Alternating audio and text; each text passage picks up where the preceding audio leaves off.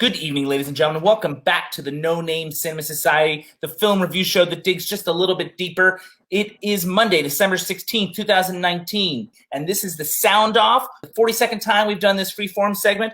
Hi, everybody. My name is Jonathan Betzler. It is episode 58.4, and as I said, this is our 42nd Sound Off. We've got all sorts of things to discuss tonight related to film, the film industry, film history. As you may recognize, I'm in the same place I was in the last show. I'm at the home of our society member, George, who's on hiatus at the moment. So I'm in Jackson Heights, Queens, still in New York, as I continue going back and forth.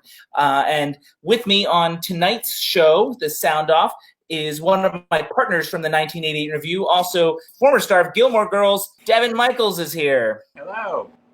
You ready to sound off with me, Devon? I'm going to be sounding off.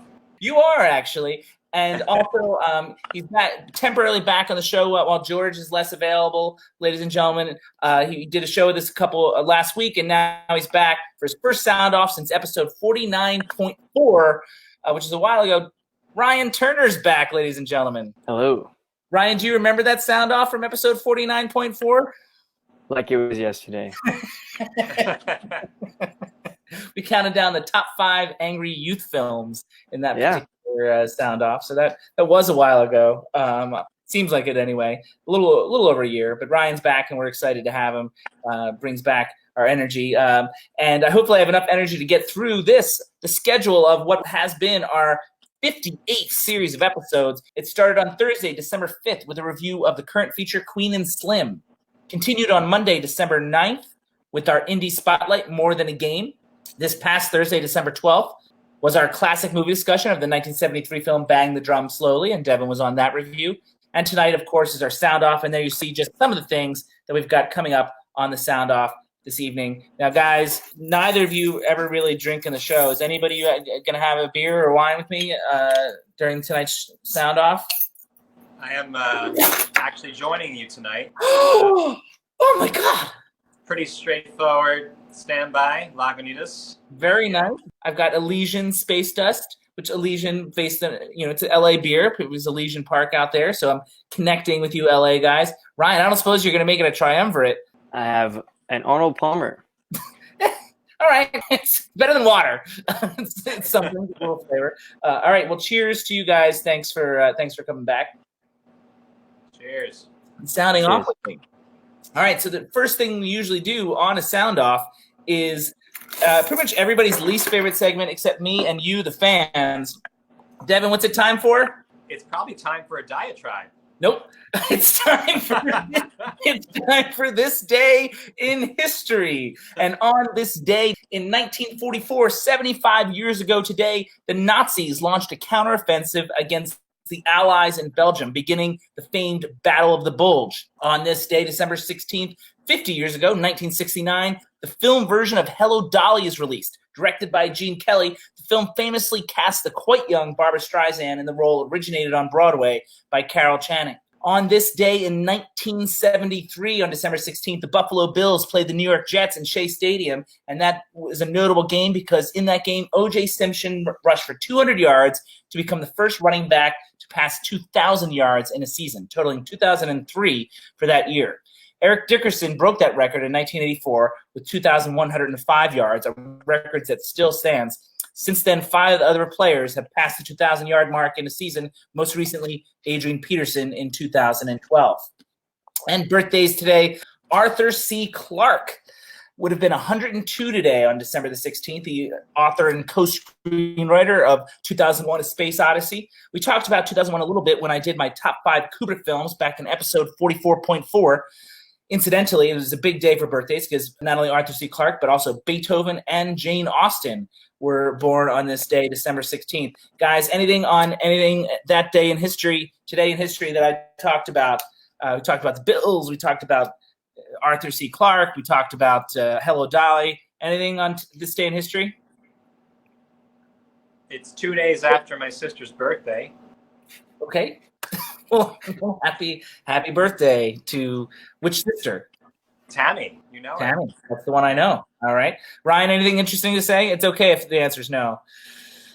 I have to see Hello, Dolly. That is something that you reminded me. Okay, that's interesting. I don't particularly enjoy Hello Dolly. Devon, do you? I don't remember how much of it I liked. Well, one other tidbit about Hello Dolly is it features a very, very young pre-Phantom Michael Crawford in a rare film role for him. He would get fame in the 80s for Phantom of the Opera, but in 1969, he was Cornelius Hackle in the film version of Hello Dolly. That's kind of a fun little tidbit. My favorite tidbit is just remembering that it was based on The Matchmaker. Why is that a favorite tidbit? Because it always fascinates me when they change genres like that, when it's something that was a straight play becomes a musical, becomes a movie, becomes a whatever. Almost everything's based on something anymore. So that is a segue to our very next segment, which we're bringing back an old segment that was that used to be a Davey specialty. I don't know. I got to roll up sleeves for this, but one of us is going to take it over. And sticking with the alliteration of the segment, we are no longer doing Davey. We're going to be Devon's diatribe. That's right, ladies and gentlemen. Just like we used to do with Davey, Devon's going to sound off on a particular industry topic, and he doesn't know what the topic is, so that's kind of exciting. And so I have cards here. Hopefully, you can't see through them. In which he's going to pick a number, and whatever is the topic on the other side of this card. There's three, is what he's going to talk about. Something relative to the industry at the moment. So that is our plan. Ryan, have you ever been on a show where you did a diatribe before? No. You will get your chance to opine as well, but Devon will have the floor for a moment. Devon, first thing is to choose a number. Hopefully you can't see through these. 1, 2, or 3. Devon, what do you got? I think I'm going with 2.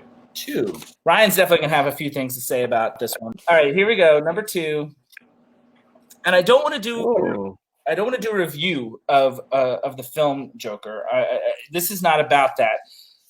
What I want to talk about, or what I thought maybe is worth talking about, is more of the controversy, if you will, related to audience reaction to Joker. Particularly, I would say, the potential misinterpretation of it by some parties. Even in my particular theater, Society member James Monahan and I went together, and there was applause at all the wrong moments, if you know what I mean. The film suggests that the disparity in class system has the potential to lead to anarchy and revolt in a violent way. I don't think the film is recommending that path, but audience members are potentially interpreting that and using that as a springboard for, or as an excuse, some might argue, for their own political, not gains, but agendas, perhaps is the right way to put it, and suggesting certain violent attacks. But there's been threats towards the 1% and so forth and so on. And again, when people were brutally murdered in the film, there was applause in the theater in a very dark way that made James and I both very uncomfortable. So I guess the question for you, Devon, is how much responsibility does the film have and the filmmakers have in this scenario? What is the balance between filmmaker responsibility versus, audiences misinterpreting it? Do you understand the gist of where I'm going with that? Yeah, this is my take on that. I think that filmmakers or artists in general have a responsibility, just like society in general has a responsibility, to the weakest or most vulnerable among us. And we don't have a responsibility to the most idiotic among us. I don't think it's the responsibility of these filmmakers to double and triple check all of their artistic choices to make sure that they can't be twisted and misinterpreted by people who are themselves twisted. If filmmakers do something that is potentially triggering or harmful to more vulnerable among us, people who are the victims of violent crime, then that's something to be conscious of, very conscious of, in terms of the content that we're putting out. A film like this it's not up to the filmmaker to worry about people deciding to twist the message and justify their own obnoxious desires to act out in a certain way. And overall, I think the message is not at all about saying that violence is A-okay. It's about saying, what do we as a society want to do? Should we be paying more attention? If we're thinking holistically, which we should always arguably be doing, shouldn't we be looking at what our societal structures are and look to the weakest and most vulnerable among us and look at how we're treating those people? And I think that is a very valuable message. And I think that's something that makes people uncomfortable, especially if they are of a certain political persuasion that doesn't want to ask those questions. And I say, all for it. Let's make that uncomfortable, because we should be asking these questions. We should be made to feel awkward for a few minutes if it helps us actually drive progress. Right, and I agree with that last statement in particular, like in theory. And the famous, Supreme Court quote, and it might have been Oliver Wendell Holmes that did this. When it came to freedom of speech, it's not absolute. And like his example was, you can't run into a crowded movie theater and yell fire. That was his example of where free speech has gone too far, and that makes logical sense. So there are some that arguing that is exactly what Joker is doing. I don't know that I agree with that argument. My fear about the film is that I fear that I could see how both sides, left and right, could use some of the messaging in their own. And maybe that speaks to the quality of the film somehow, but both sides could find something in the film. The only filter that we should feel we need to put on artistic expression is the filter of immediate instigation of danger, like yelling fire in a crowded movie theater. I don't think that this does that. Only people who are already really off the deep end could take it that way. Before I bring Ryan in, I'm going to ask you one follow-up question, and that is, is there a film, if Joker did not cross this line in the sand that you're talking about, is there a film that has? Is there an example of a film that you think did cross that line? I can't think of one off the top of my head, but I would say, just broadly speaking, it would be something that is frivolous with its messaging. Something that doesn't have the sophistication that could be interpreted in multiple ways, but something that instead has a very direct, overly simplistic propaganda motive. I can't think of any off the top of my head right now that do that. I think it's pretty unusual for artists who finally found a way to make a darn film. Right. I don't want to to rehash the argument, but in our Driving Miss Daisy thing, we got into an argument about Green Book, and you did suggest that was an irresponsibly made film. Is that an example? My dislike for that film did not extend to thinking that it was inciting violence. Right. I felt it was an unfortunate cultural moment. Okay. And that brings us to Ryan. I don't know if you have any thoughts on this particular. I gather you've seen Joker. Yeah, I mean, it's an interesting. I was thinking a lot about this because I don't think like it's as much political. To me, it's less about being political and it's more about reaching that sort of incel 8chan crowd, which is what even caused the theater scare in the first place. When I went to see it in the theater, there was people with guns at the check-in, and you couldn't have bags carry in an AMC, and it was pretty intense, but also good. But also, I feel like no shooting I think no shooting has happened with the pre-warning. I kind of felt like it was them playing everybody in a way, like they wanted people to like freak out. Which them that wanted people to freak out? The incels, the people that are like counting kill counts on school shootings and stuff. The people on the dark web that are having their forums that are like talking about the next shootings and all sorts of stuff. Terrible people. For me, you have those movies like Scarface or Wolf of Wall Street, which are towing this line. Are you referring to the 1983 Scarface with Al Pacino as opposed to the 1983 Scarface? Okay, go ahead. Yeah. That like ends up glorifying this gangster when it's kind of like, I don't think he was intending to glorify Scarface, but it ends up being this poster on every college kid's wall, like. Gets usurped, like the message gets usurped in a way. It glorified this lifestyle more so than talked against it, you know? I disagree. Like, I think it was making fun of it in like in a very effective way, but lesser minds, like uneducated people, misinterpret it in a similar way. I think that's a great example. I'd be curious to see the Quaalude usage after that movie. I'm sure it spiked the way up. Just like Wolf of Wall Street, bro, like doing lines of coke and stuff. But there's this movie I saw. It was an indie movie recently. Coke was used as a plot device. He's struggling, and then he does a line of coke, and it gives him the energy to move on. And like when the filmmakers were talking about it, because there's a Q&A, they were like, oh, yeah, well, we wanted to kind of normalize, or every time people are using coke in movies, it's always a bad thing. So we wanted it to be like a good. I'm like, that's stupid. That makes me angry. Because like it's not about cocaine as being evil or good. Like cocaine to me is like on itself by a drug by itself. It's not like a bad thing.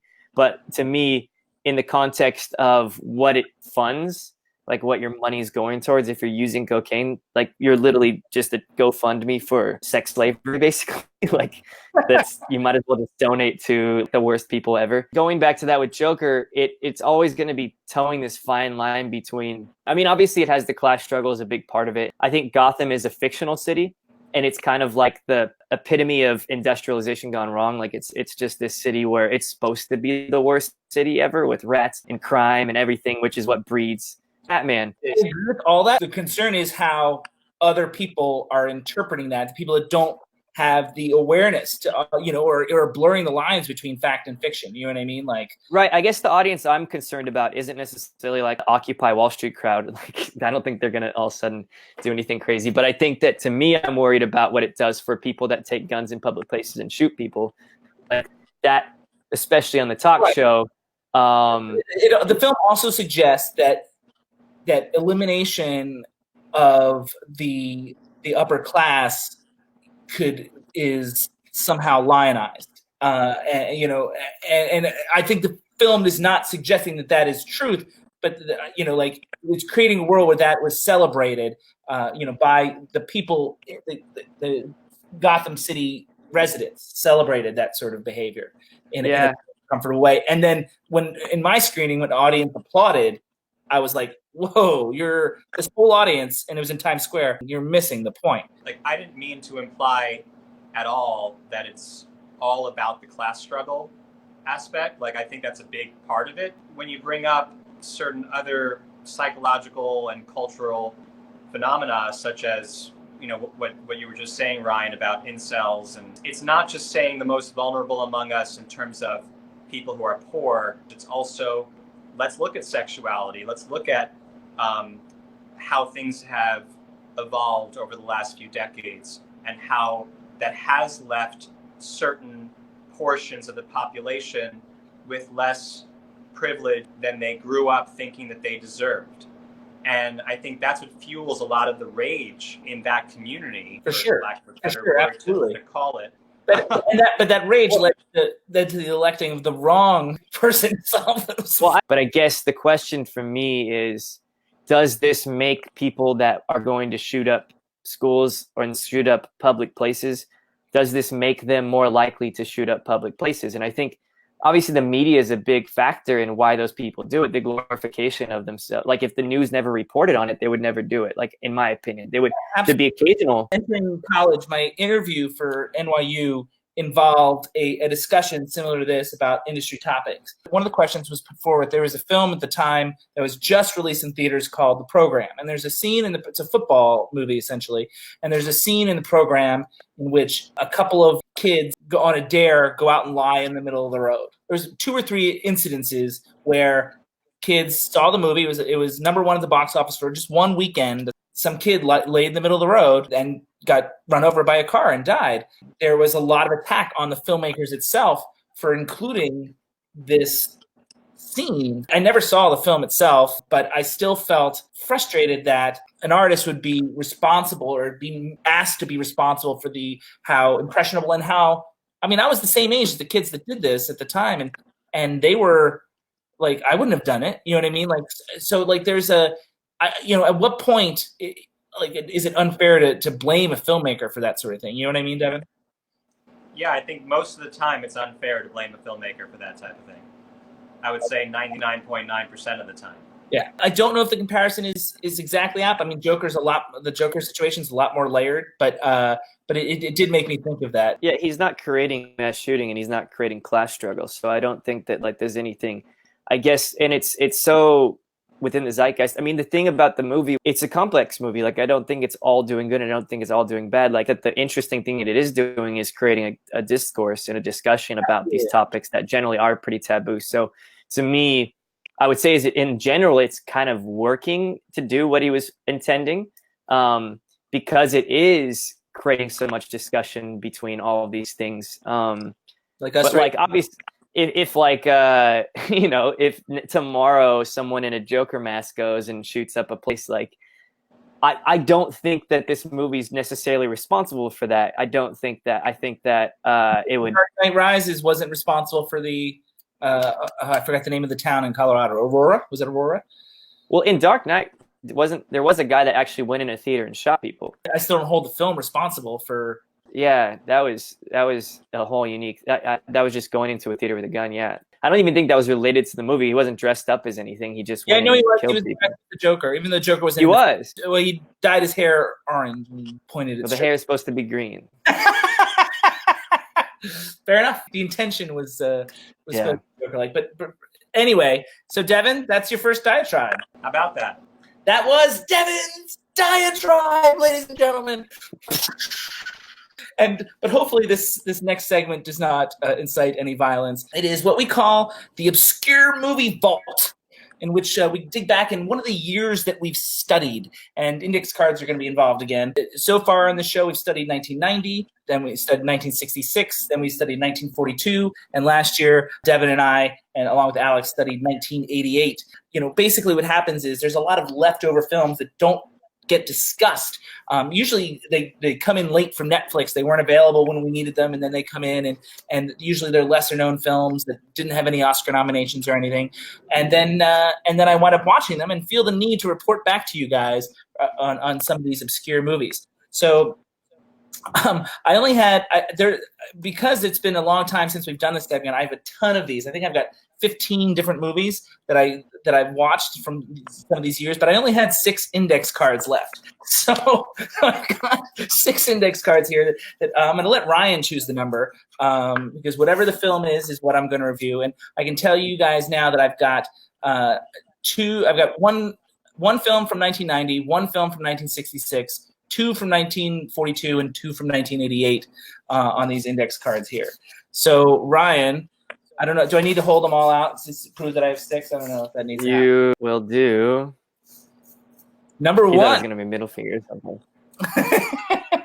I did not think it was going to be the middle finger, but now I know to be worried. I'm going to have to censor Ryan and his return. All right, number 1 is the movie, is the thing, and this will be an interesting one. We're going back to 1942 for a guy that you guys probably never heard of this film, but that's why it's the Obscure Movie Vault. It's called The Bells of Capistrano. For a big time, and it features a big time movie star that we've never talked about on the show, and he also would later be the owner of the Anaheim Angels, one of the first owners of the Anaheim Angels. And I'm talking about Gene Autry, probably best known to some of you guys as the singer of Rudolph the Red-Nosed Reindeer, but he was a huge country western movie star and singer in the 30s and 40s. One of the biggest stars. You know, his films weren't as plot heavy. None of his films are super famous. This is one of the more famous ones. It's called The Bells of Capistrano, like I said. It was his last film before he enlisted in the Air Force. And again, this is from 1942. Autry films are similar to the Abbott and Costello films and the Fred and Ginger films and others of its kind in the sense that they all follow a certain formula. The public liked to see what Gene Autry did and nothing outside of that scope. And there's very little done to mask this. As a matter of fact, Autry played himself in this film as he did almost all his major films, or at least he played a character that had his same first name. And sometimes both names, Gene Autry. The plot of Bells of Capistrano is about 2 rodeo shows that go head-to-head. The Big Bad Johnson Brothers show and the almost literally mom-and-pop run Worldwide Rodeo, which Gene agrees to help out with. With Gene Autry on the bill, the fortunes of the 2 companies start to go in opposite directions, which causes the Johnson Brothers to play dirty. If that story sounds a little lame, that's because it very much is. However, I was really impressed with the work of journeyman director William Morgan. He filled the frame in interesting and believable ways. He told the story with exactly the right shots at the right time, some very well-timed camera movement, which was more artistry than many B movies of the sort had. He's not Orson Welles, but he also didn't have Welles' autonomy. You have to remember that many directors of the time were assigned to movies, and most of the actors they had to work with were assigned to them as well. So I have a lot of respect for those that make the most of the material, and that's what I saw when reading between the lines of this film. Now, The Bells of Capistrano isn't a good film, but it does seem to be well made. A hokey plot, poorly acted, but efficiently and effectively told. Some final notes on Gene Autry himself. As far as he's concerned, he's simultaneously very likable, but also very boring. Like that super sweet guy at a party that you can't get away from because he's got nothing really to say. So I will say he has a lovely singing voice that you all know from Rudolph the Red-Nosed Reindeer. You probably heard his recording of that. And the songs that he sings in the film are some of the high points, especially the title song, which Disney seems to have appropriated a few years later for their animated film, The Three Caballeros. It's the same exact tune with just some different words. Guys, that's The Bells of Capistrano, as chosen blindly by Ryan. I don't suppose any of you have either seen The Bells of Capistrano. Nope. I was just thrown by the fact that I watched a film with the word bells in it from the 1940s at your place, and I thought that that was this, and then you described the plot, and I said, okay, guess not. You're thinking of The Bells of St. Mary's, and that's not what we watched. We watched the prequel to The Bells of St. Mary's called Going My Way. The Bells of St. Mary's was the sequel to Going My Way. So we didn't see The Bells of St. Mary's, Devon. I was very close. You were very close. We did watch Going My Way. Bells of St. Mary's was released a year later and is the unofficial sequel. Bing Crosby plays the same character from film to film. Have either of you ever seen a Gene Autry film of any kind? Nope. Have you heard of Gene Autry? Is there an Autry museum? I live right by it. Park. Yeah, we both do. And it's by Griffith Park, and that is got its money from Gene Autry. Yes, that's there we go. From that. Yep. And the fun little tidbit is, I mean, you guys know the Walk of Fame, which is very close to where Devon and I live as well. You guys know that there's little symbols on the Walk of Fame, right? There's one for. If you're a TV person, they have a little TV on there. If you're a music person, they've got a disc. There's different elements for, they've got a microphone if you were in radio. Gene Autry, little tidbit here, is the only person that has 1 star in each of those disciplines: movies, television, radio, and music. Whoa. That is another Gene Autry little bit of trivia there that I thought you guys might appreciate. When it comes to pavement, he's the only EGOT. Yes, I guess that's true, even though there's no awards associated with it. But yes, I saw where you were going, and it was cute. I enjoyed it. I don't know if our audience. Ryan hated it. Ryan did hate it. He's like, now I remember why I didn't want to do this show anymore. These dumb jokes. All right, guys, we blew through the obscure movie vault, right? That was nothing. We went through that real quick, right? It wasn't painless. Yep. Back to the diatribe. You want more diatribe? I bet you do. Monologue is Devon Michaels. So our next segment is the one we do every time on the Sound Off, and that is the top 5. And this week's top 5 was selected by Mr. Ryan Turner there. Given the options, he said, let's do top 5 sports documentaries, which is based on a review of More Than a Game that Ryan and I reviewed in episode 58.2 along with James. There were many criteria that I looked at when considering this list. I need to go through and talk about some parameters, if you will. The first thing I determined early on is that, as far as I'm concerned, surfing, skateboarding, and rock climbing are not sports. So I did not, any documentary on those subjects, I did not consider. Another rule is that the film must have been eligible for Oscars and therefore released in theaters. Therefore, all the great ESPN 30 for 30 docs are not eligible, as much as I like those. And perhaps more importantly, that also makes Ken Burns' Baseball ineligible, which might be one of the greatest documentaries, period, let alone the greatest sports documentaries. Also, I made a determination, and this was a tough one, that the Oscar-winning epic documentary, OJ Made in America, is not really a sports documentary in the traditional sense. Even though it was bought by ESPN. It's a social and political documentary that happened to feature a former sports star who also did movies and television and commercials and things like that.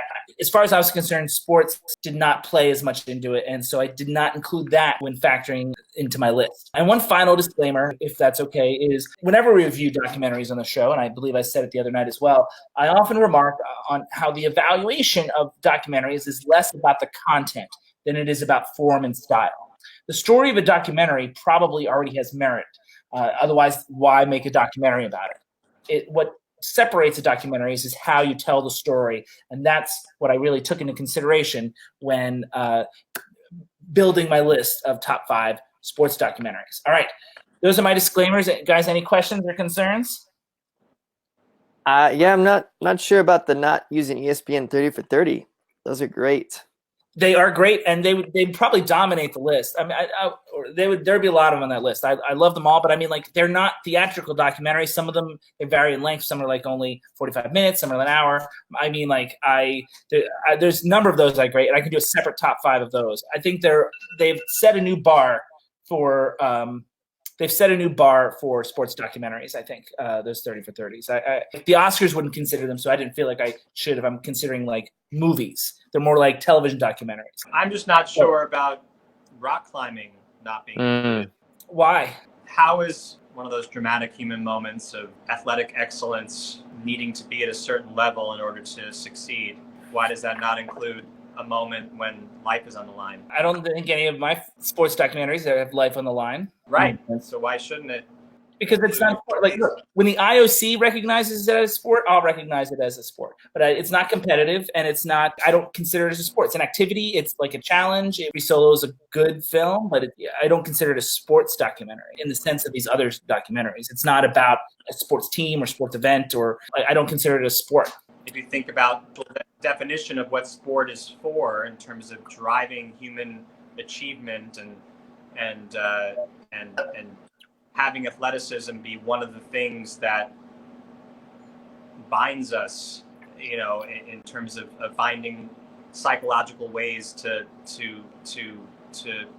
excel, then why wouldn't that count? Because it's not a sport. It's not competitive. Mountain, climbing Everest. The people that climb Everest every year, and there's been documentaries and films made about that. Is that a sport? It's an activity. When we go hiking up Runyon Canyon, is that a sport? I don't think so. It's good exercise. So no, I don't consider it. Me personally, my criteria for what makes a sport, it does not qualify. I think cheerleading is more of a sport in the sense that there is competitions and things like that. It's not a good sport, but that comes closer to me than being a sport than rock. Yeah. How do you get more of a depiction of how it's mind over matter? But I mean, like, that doesn't make it a sport. That makes it mind over matter. There's lots of non-sporting activities that would feature that mind over matter, and there's documentaries that would cover that. I mean, a lot of documentaries cover that, whether it's overcoming a disease or a reading disability or any sort of challenge. I mean, I think it's a metaphor for the challenges that face us and how we can push ourselves, but that doesn't make it a sport in the traditional sense. And again, you can make your own list. This is my personal criteria of what I consider a sport. Yeah, that's fine. I was just, it's a counter argument. That's fine. Yeah, I'm on the same page where I think there is a lot of competitive rock climbing and bouldering, but yeah, it's your choice. Thank you. I appreciate that, but I mean, and that's the reason I specified it early on. I'm not sure Free Solo would even make the list because there's some good documentaries that are coming up. Because there's also Touching the Void and Dogtown and Z-Boys. There's films that are interesting, but I don't consider them about sports. So yeah. And again, to me, I don't consider rock climbing a sport in the traditional sense. But I'm thinking, a very maybe regimented definition of very highly competitive, not competitive. I know you're saying there's competitive rock climbing. It doesn't seem the same. And again, I mainly use the IOC, the International Olympic Committee, their of events that they accept. I use that as sort of a baseline, a frame of reference to give me guidance on that. So that's one of the main reasons why I rejected those activities as not being official sports. All right. Moving on to number 5 here, ladies and gentlemen, and it is the only baseball documentary on the list. It's called No No, a Documentary, and that's DOCK for its subject matter, 60s and 70s Major League pitcher Doc Ellis, who spells his name DOCK.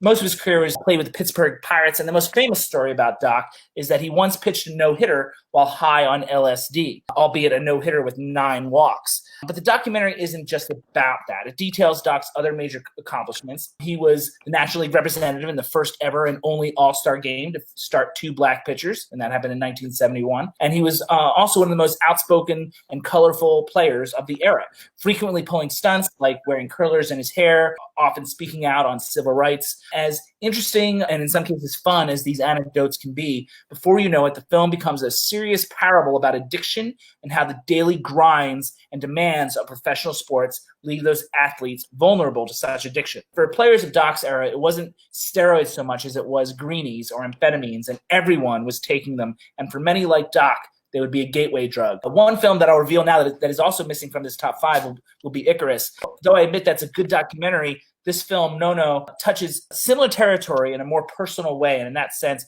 it became more emotional and profound for me. Guys, I don't suppose anybody's seen No No, a Documentary. I've seen Icarus, but I haven't seen Icarus. It was on your top 10 from 2017. You were on that top 10 too, Devon. This is a reunion of that top 10. I liked Icarus a lot. It was good. Again, I'm feeling No No was a little more emotional for me. Devon, doesn't sound like you've seen No No either. No. It's worth checking out. So number 4, moving on to number 4 on the list, and we discussed this movie at length 2 episodes ago, More Than a Game, that we discussed on episode 58.2, Ryan, James, and I. And so there's no need to get into too much detail about More Than a Game. At first glance, I thought More Than a Game would be an effort to cash in on the greatest living basketball player. It winds up being less about LeBron himself than about the making of LeBron and the potential side effects of putting someone that young in the global spotlight. There's surprising depth and reflection in this film. Ryan talked about it a lot. Devon, I don't suppose you've seen More Than a Game. No, I missed it. Well, I highly recommend you watch our review of it, which came out just a week ago today. Is it shorter than the movie itself? Our review is definitely shorter than the movie itself. All right, I'm in. All right. I don't want to get too much into that because, again, we just reviewed it at length, and we're running short on time. So the next film, number 3, is the film you might expect to be on this list. And anyone that hears that I'm making a list of top 5 sports documentaries probably assume that this film is number 1. And granted, it paved the way for all the sports documentaries to come after it. Celebrating its 25th anniversary this year, Hoop Dreams is a beautiful, fascinating documentary.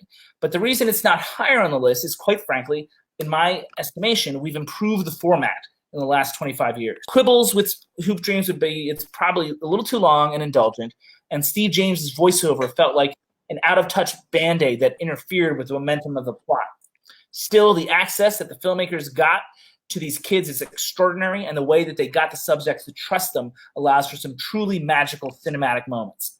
Additionally, James and his team seem to always have their cameras in the right place. It looks to me like they brought 3 cameras. It seems that the instincts of all 3 of them seem to be on point, catching just the right moments, following just the right people at points to get just the right reactions. Some great, thorough storytelling that shines a light on many systemic issues with youth athletics. It's a great film, but the next 2 I have coming up I think are just a little bit stronger. I bet you guys have probably seen Hoop Dreams. Yep. Yeah. Okay. What do you guys have to say about Hoop Dreams? I would say pretty much the same thing you said. I mean, I think you summed it up well in your first sentence. It's very strong. It has these amazing, dramatic, cinematic moments, but we've gotten really good at that the last 25 years. Not all the time, but overall, it's gotten a bit more polished since then. All of those 30 for 30s, Steve James has done 1 or 2 of those himself, actually, but they owe a debt to Hoop Dreams. I definitely think it paved the way. I talked early on about form and style, and I think, like to Devon's point, we've improved. Brian, Hoop Dreams. Yeah, I mean, it's definitely a deserving spot on this list. I feel like if you didn't have it, it would be a big controversy. I just remember really, really enjoying it. I feel like you're so invested in these kids' stories, and he made a follow-up, I think. One of the kids made a follow-up, one called Hoop Reality, in which he follows LA Clippers star Patrick Beverley. He became friends with Patrick Beverley, and I've taken you both to Clippers games. and so you probably are aware of Patrick Beverley. And so Arthur Agee, one of the kids in the movie, made a little documentary about, it's not even that little, I think it's a couple hours, about Patrick Beverley and what the hoop reality that Patrick Beverley realized in order to get to the NBA, because neither of the kids in Hoop Dreams does make it, but to the NBA anyway. But it shows the difference between what their dreams were versus what Beverley had to go through in making it a reality kind of thing. And so that's the follow-up that I'm aware of. Yeah, I thought there also was one about the kids and their story like years later, but like it was like a little just follow-up doc. But yeah, no, I mean it's one of those films that I think really lived up to the hype when I saw it, and I think it's a really powerful story and a really interesting, like you're saying, I just think that it's a crazy insight into these worlds, like the trust between the characters and the filmmakers. It's an unprecedented look into that world that I feel like a lot of people aren't very aware of. And it's a powerful story. Like it does everything it's trying to do, in my opinion. I completely agree. Are you guys ready to move on to number two? Number two. All right. Number two, The Rumble in the Jungle is the subject of the next doc on my list. The Oscar winner, When We Were Kings, from 1996. It won the Oscar for Best Documentary that year. The film painted a picture about how the lead up to the fight was, intentionally or not, breaking down global and racial barriers. As it went on, I began to worry that the social commentary from interviewees like Norman Mailer and George Plimpton, that the doc was losing focus on the fight itself. But then in the film's final act, it delivered the goods in that regard, which I think is important, because I think what I think makes the event special is the juxtaposition of sports and politics and entertainment. Like the doc we reviewed in episode 45.2, Devon was on this episode, we reviewed How to Survive a Plague. The director and his editors did a tremendous job finding and utilizing the archival footage, cleverly and at appropriate times mixing in performance footage from the concert that led up to the fight. The final result is a very complete essay on sports, boxing, music, globalism, dictatorship, commercialism, and how Muhammad Ali managed to weave through and embody aspects of all those things without any apparent effort. He's a fascinating character, of course, fascinating movie. When We Were Kings. Guys, I don't suppose you guys have seen that one? I'm a big fan. I think I saw it in school like a long time ago. As if school was that long ago for you, Ryan. Devon, you said you're a big fan. I am. If a film like this that's supposed to thread this needle of, being a sports documentary, according to JB's limitations, if a film like that can embody so many different angles, like you said, the globalism, commercialism, individual struggle, all these different threads, and obviously all of it is just fundamentally about humanity and the individual within a larger body of humanity. That's an achievement. It's an achievement in just in all the different ways that it does that. And with Ryan's recollection vague, I'll ask you, so how do you respond then, me ranking this over Hoop Dreams? I think it's a little bit less intimate, but not in a way that hurts it. It doesn't make it less dramatic or less human just because it's not focusing as intimately on these perhaps more innocent perspectives. It's got a bunch of non-innocent perspectives. I also feel like Ali is extremely humanized. Not that he wasn't ever considered not human, but I mean, he's a larger-than-life figure, sure. Sometimes it felt like he was always performing, but within those performances, if you will, all his talk and braggadocio, like there are nuggets of brilliance that come out in this film that I think are just very profound. Absolutely. And it's profound because it gets you as a viewer to focus on that little razor's edge between viewing the micro of being inside someone else's mind, but also viewing the macro of how did that individual get created? How did we make that? It's almost like I think those are the reasons why I ranked it above Hoop Dreams. But also, I mean, like it was only made a couple years after Hoop Dreams, but it's made by Taylor Hackford, or he was a producer on it. But it just felt a little more complete and put together. The actual filmmaking and the editing was a little more competent and tight. I mean, don't forget, Hoop Dreams is 3 hours long. Right. Yeah. It was close for me, and it sounds like it's close for you. Have you seen the most recent one? What's it called? It's the most recent Muhammad, the HBO one. No. Or What's My Name, I think. Right. No, I've not seen It's that. really good. So I feel like it'd be curious to see what you think about that versus this. Obviously, this is probably more focused, but as a character study, it's a pretty impressive character study into him, and like it's more about the roller coaster of his life. I'm one of the few that actually likes the Will Smith portrayal. I mean, Michael Mann's one of my favorite directors, and I actually think that 2001 film is highly underrated. So I've always been a little fascinated with Ali. Some say the greatest athlete of the 20th century. Ryan, I know your memory is limited. Do you have anything from your memory from when you saw it that you want to speak about or reply to? Well, I think it goes back to the What's My Name documentary. I believe that's what it's called. But which is, I had a very positive, I remember knowing the Rumble in the Jungle story, and I remember like, you know, in school you have those, they play when the sub plays like a movie or something, and this is one of those ones where you just couldn't look away because the story is so good and all these. I just remember that being, and because it stuck with me, and I remember when I watched the new doc, I still remembered the story that the doc was showing so many years later. The impact stayed with me, but my only thing is just I feel like this new doc, given that that's such a focused on one event, this new doc it would be worth checking out because it's very much about resilience. That's another thing that I kind of liked about both of my top two have a much narrower focus than Hoop Dreams. Hoop Dreams covers all of high school. This covers the one fight, and the next one just covers, you know, a single season. I do appreciate not biting off as much because it does feel focused. And I like it when not just docs, but also scripted stuff feels a little more focused. That's why a lot of biopics, I think, fail, is because, you know, Chaplin is a great example of a film that's so sprawling, trying to cover the whole man's life when it should have just taken maybe a chunk and focused on that. And that might have been more interesting. Okay, you guys good to move on to number one? Yes. Okay. Brian was just, I was waiting for something from Ryan. Nope. Is he ready? Is he not? I don't know what to do. All right. Number one, ladies and gentlemen. Now I'm ready. Now he's ready. This next film is basically the same film as Hoop Dreams from a content point of view, except a different sport and, quite frankly, executed better, thanks to lessons learned from Hoop Dreams. It would win the Oscar for Best Documentary in 2011. Ladies and gentlemen, it's called Undefeated, which is a somewhat misleading title. It follows the Manassas High School football program in Tennessee as an underfunded perennial loser until a volunteer steps forward to coach the team and help raise funds to improve the program. The film tells the story of one season in which the white coach and his black students get to know each other, learn to trust each other, and learn to play together. Like Hoop Dreams, there are scouts, there are injuries, there are characters in jail, a lot of similar elements, but without the voiceover and stretched out time frame.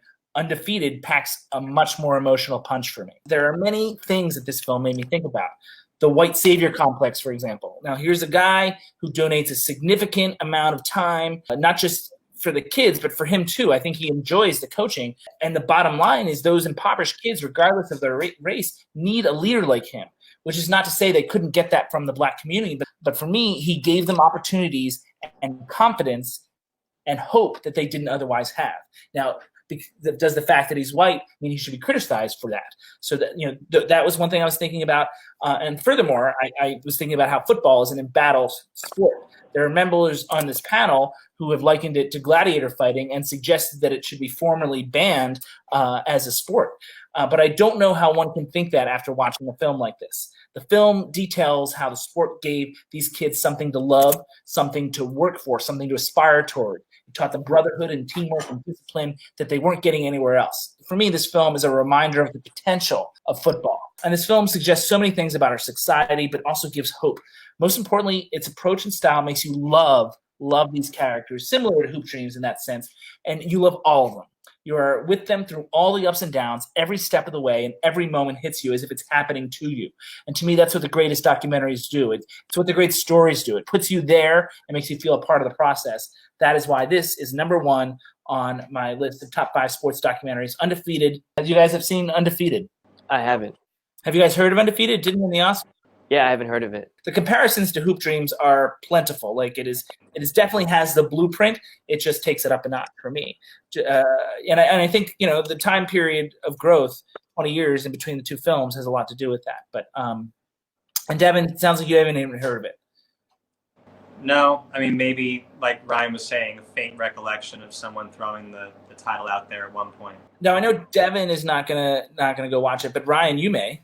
Yeah, I think I love sports documentaries, hence why I chose this topic. So I feel like this is something that I'd be interested in seeing. That's my next question for you is, so you did, I gave you a list of potential top fives based on this set of episodes, and you chose this one because it was a challenging one for me, but was it all you'd hoped for, or you still disappointed about the lack of Free Solo and Icarus? No, it's more like the 30 for 30. I think Dos Escobars, I'm saying in Spanish. Two Escobars, I think, is a movie that's up there with one of my favorite sports things I've ever seen. I love soccer, so it's maybe a little biased there, but just the political intrigue mixed with the pressure on the team and it's such an insane story. Obviously, because it's 30 for 30, probably wasn't even in consideration, but that's one of the films that I own the first 30 for 30s. Like I haven't.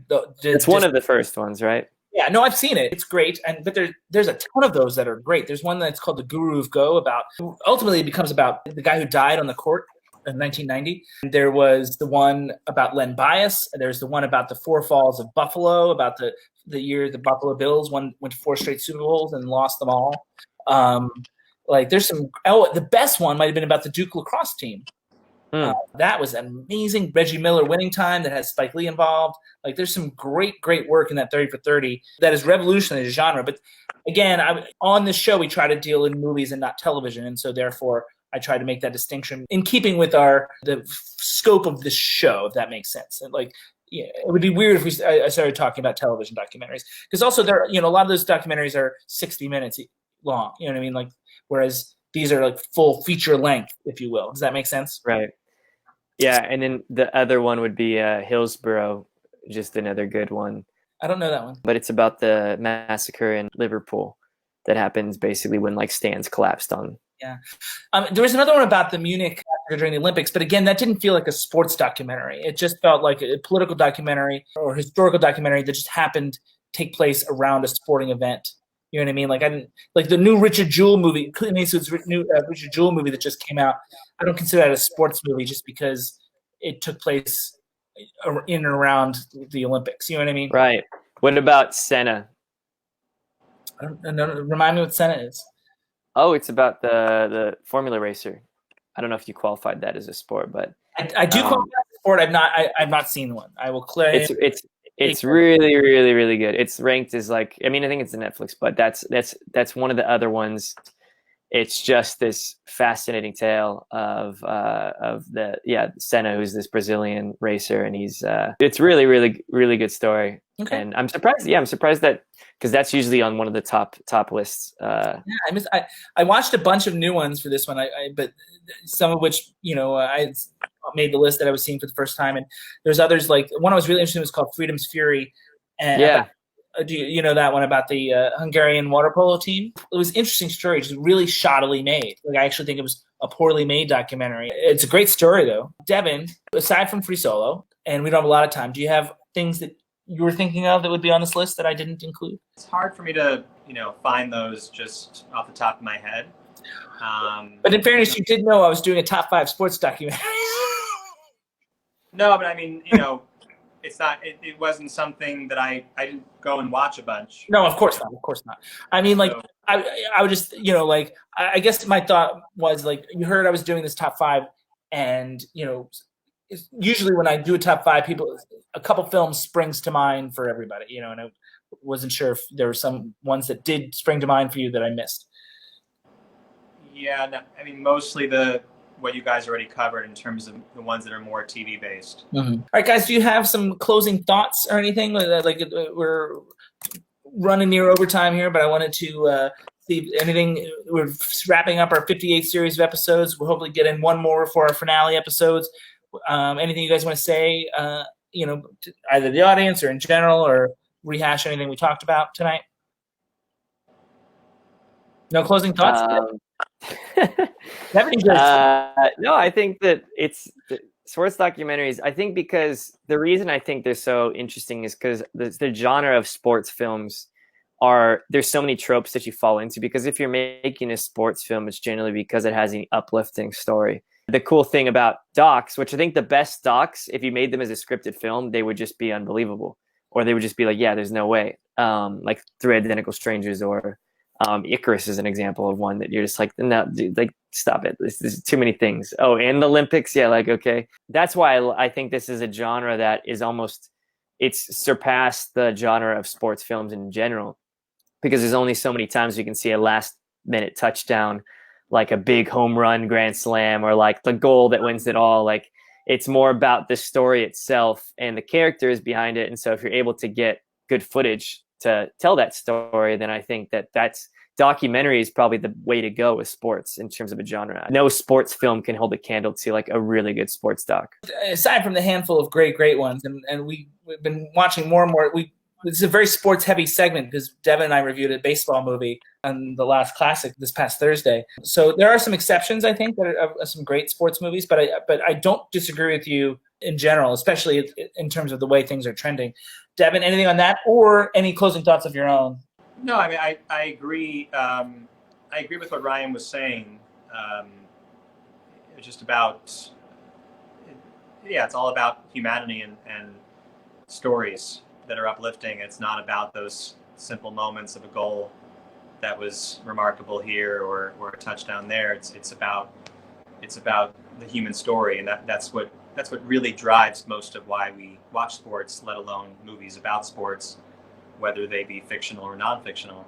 That wraps up our 58th series of episodes. And thank you for watching tonight and the previous nights, hopefully. We're going to start our 59th series episode, which will be our last of this, our 5th season. And it's going to start on Thursday, December 26th, the day after Christmas, with our review of Star Wars, The Rise of Skywalker.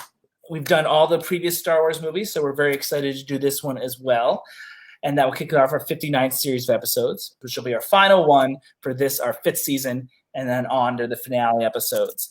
So with that, ladies and gentlemen, you guys ready to say goodbye? Yes. I'm ready. Ladies and gentlemen, this meeting of the No Name Cinema Society is adjourned.